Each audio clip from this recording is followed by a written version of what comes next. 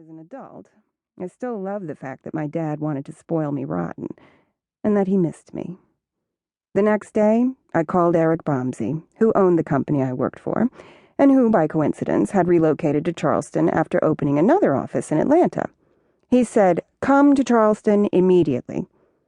That was the end of the New York chapter of my life. I called a mover and began to pack. To my surprise and delight, it turned out that Charleston had everything I thought I needed and more. Like New York, it had neighborhoods and corner stores. It was old, but not decrepit. What it didn't have was snow, ice, or, to date, terrorists. It was little things that made me happy. Frothy cappuccinos and the New York Times at my fingertips. I loved chamber music and theater, salsa dancing, tennis and biking, restaurants and shopping. Charleston had that and lots more, and, best of all, I could walk to work. And once Michael became my other, he could be at the medical university in 5 minutes. We didn't pay a fortune to park or live on gridlock alert during the holiday season, so living downtown was the perfect decision for us.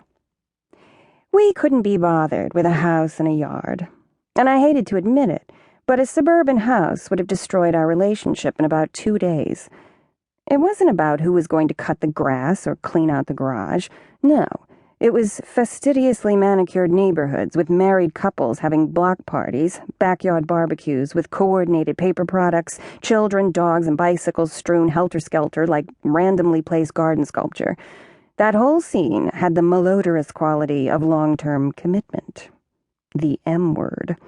Like cheap chocolate, it looked good, but ultimately it made your teeth hurt. Marriage was not for me. Or Michael. We didn't want to live among a sliding-scale population of predictable failures, like stick-figure couples in a PowerPoint presentation, diminishing with each screen until over half of them disappeared by the end. We were together because we wanted to be together, not because we were stuck under the heel of a legal agreement, the guilt of custody and every kind of social convention you can name. Country club memberships, religious affiliations, shared bank accounts, the list of entanglements was endless. We shunned them all. I mean, it was great for some people, but not for us. It wasn't who we were. The only reason I bring this up at all is that I was en route to Hilton Head to visit my entire family for the 4th of July holidays. I loved them like mad, but every visit to their new home was like the Spanish Inquisition, Italian style. This trip would be no different from all the others. They just couldn't help themselves. It was a relief to pass the last red traffic signal that would crop up in the next hour or so, because even though it was 4 in the afternoon, the heat was still eating me alive. I could taste salt in the beads of perspiration that tickled my upper lip. Taking a long swig of water from the sweaty, lukewarm bottle in my cup holder, I decided it probably hadn't been the best idea to make the trip with the top down. But I loved summer, and the rushing warm wind on my face and arms. Being a little on the other side of 30, I bought into sunscreen and its merits. But, any way you sliced it, getting older was a drag. I inhaled the facts of life deeply, and exhaled the reality that you really couldn't have it both ways.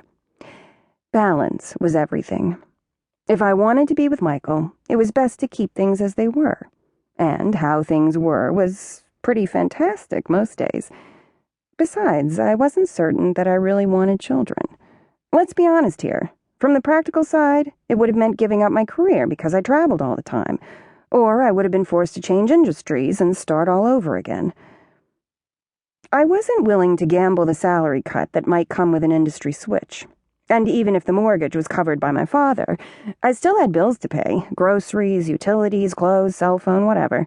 Besides, I wasn't bohemian enough to have children out of wedlock, or brave enough to face the possibility that I might wind up raising them myself. Alone. Me? Alone with a kid? And truly, illegitimate children would have put my parents in their grave. For sure. I envisioned calling Connie and Big Al and telling them they had a new precious bastard grandchild. My father would have cut out his own heart and FedExed it to me. My mother would have swallowed every sleeping pill in CVS, washing them down with Pellegrino. Wait, no, not Pellegrino. She never would have wasted the money on something so frivolous. Tap water. She would have used tap